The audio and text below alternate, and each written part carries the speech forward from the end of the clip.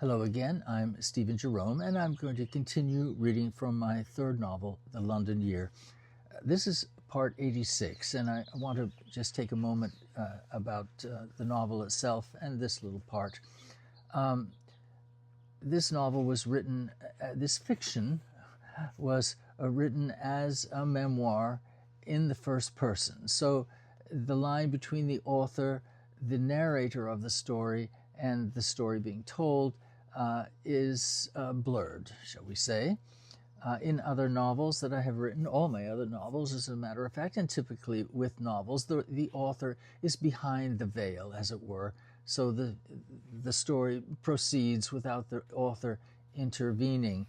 In this case, which was a bit of an experiment with the London Year, I chose to, I've written a journal all my life, so I chose to sort of draw on that form of journal writing, in the first person and then as a memoir. So it kind of blurs, is it true, is it not true?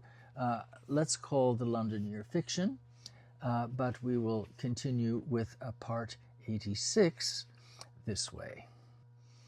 I'd started my Dear Diary in high school because nothing I felt on the inside could I express out loud.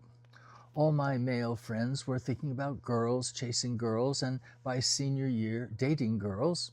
Sometimes girls were all they wanted to talk about. They could live their fantasies out loud, crude jokes and all, and the culture at large, parents included, celebrated their blooming heterosexuality. It was the natural order of things. But it wasn't so for people like me. Half my life was in the secret file buried in the pages of my journal.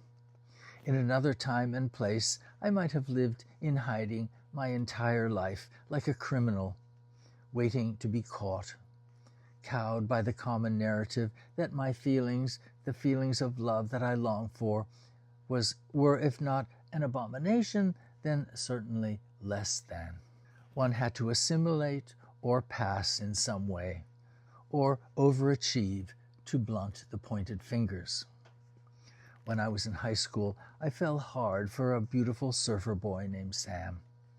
He was actually my first love, or whatever you call it, at 16. He had curly blonde hair, bright blue eyes, and again, like Timothy Haddock, a ruddy blush on his cheeks that can still slay me to this day.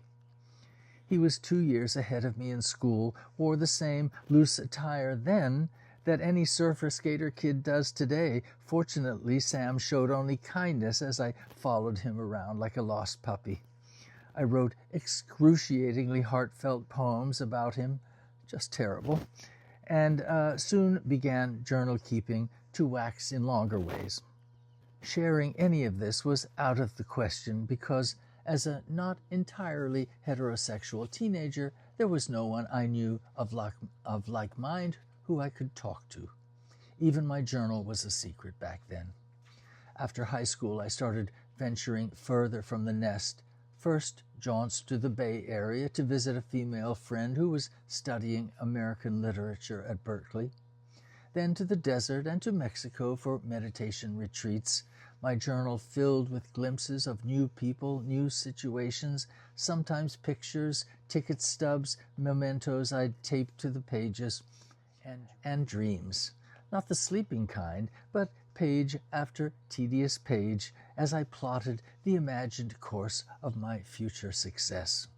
So tedious, in fact, that when years later home computers came to pass and I began a long imagined transcribing of my handwritten volumes, I became so frustrated with the me then, I finally had to put the project aside with an exasperated shout of, "Just stop dreaming and get a job."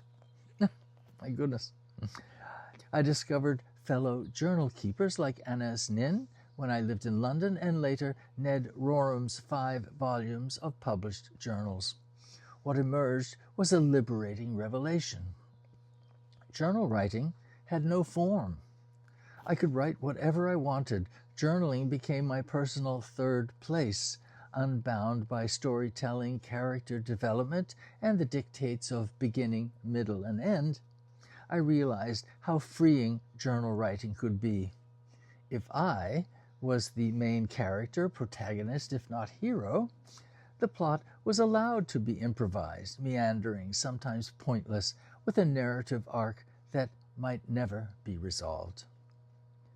It was a catch-all for whatever I wanted to mentally sketch, mull over, or rant in cruel ways as I'd never voice out loud.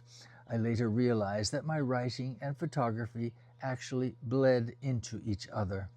I wrote with a photographer's eye and took portraits as a storyteller. I wrote numerous plays, movie scripts, 10 in all, and novels which at times poured out of me almost fully formed, truly inspired. At those times, inspiration did indeed find me working, but I should hastily add that these creative efforts were all written on spec, as they say, speculative writing for love first and hopefully money later. Literary agents to whom I pitched ideas said if I wasn't actually being paid to write, I really wasn't working at all. No matter that with every effort I was becoming a better writer, honing my craft, discovering my style, my voice, as it were. Still, according to some friends, I've spent half my life just hobbying. No wonder an artist's biggest struggle is feeling he even deserves to live. So, there we are. Part 87, and we'll continue with the rest tomorrow. Thank you very much for following along.